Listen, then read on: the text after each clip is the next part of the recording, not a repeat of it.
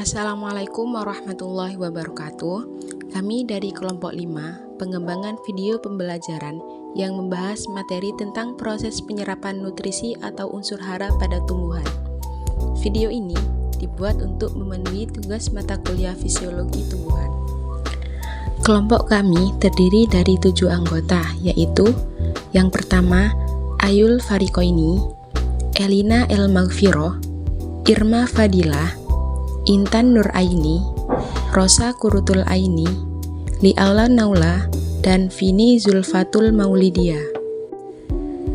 Tumbuhan membutuhkan berbagai nutrisi penting untuk mendukung proses pertumbuhan, perkembangan, dan aktivitas metabolisme secara optimal. Nutrisi ini diperoleh dari tanah dalam bentuk unsur hara yang diserap oleh akar dan kemudian diedarkan ke seluruh bagian tubuh tumbuhan. Unsur hara yang dibutuhkan tumbuhan terbagi menjadi 2, yaitu unsur hara makro dan unsur hara mikro. Unsur hara makro adalah nutrisi yang diperlukan tumbuhan dalam jumlah besar untuk mendukung pertumbuhan dan perkembangan.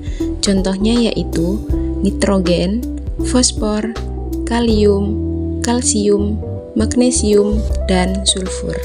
Sedangkan unsur hara mikro adalah nutrisi yang diperlukan tumbuhan dalam jumlah yang lebih sedikit, namun tetap memiliki peran penting dalam kelangsungan hidup tumbuhan.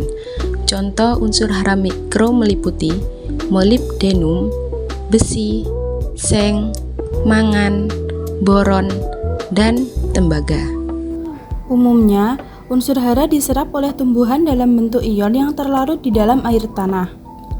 Proses penyerapan ini berlangsung melalui beberapa mekanisme, yaitu transport aktif, difusi, dan osmosis, tergantung pada jenis zat dan kebutuhan tumbuhan. Proses penyerapan nutrisi pada tumbuhan dimulai ketika akar menyerap air dan ion-ion unsur hara yang terlarut di dalam tanah. Air diserap oleh rambut akar melalui osmosis, yaitu perpindahan molekul air dari konsentrasi tinggi ke konsentrasi rendah melalui membran semi permeabel.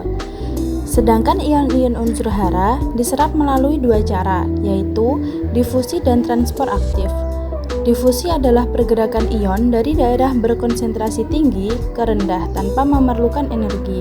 Sedangkan transport aktif adalah proses penyerapan ion melawan arah gradien konsentrasi dengan menggunakan energi dari ATP. Air yang diserap oleh rambut akar akan bergerak dari epidermis menuju korteks melalui jalur simplas, yaitu pergerakan air di dalam sitoplasma dari sel ke sel melalui plasmodesmata. Setelah melewati korteks, air menuju endodermis dan harus melewati pita Kaspari sebagai pengatur jalur masuk ke silinder pusat. Kemudian, air melewati perisikel dan masuk ke pembuluh silem untuk diangkut ke seluruh bagian tumbuhan bersama unsur hara.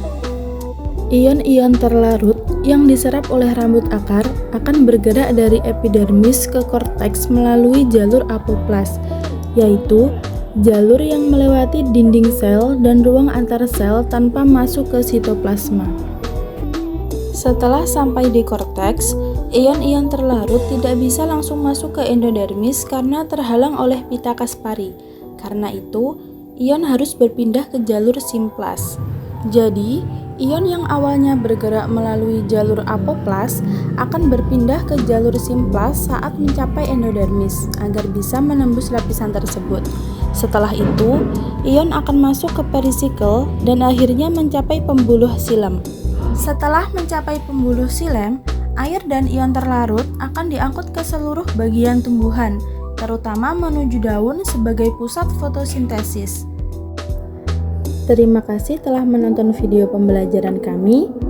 Sampai jumpa.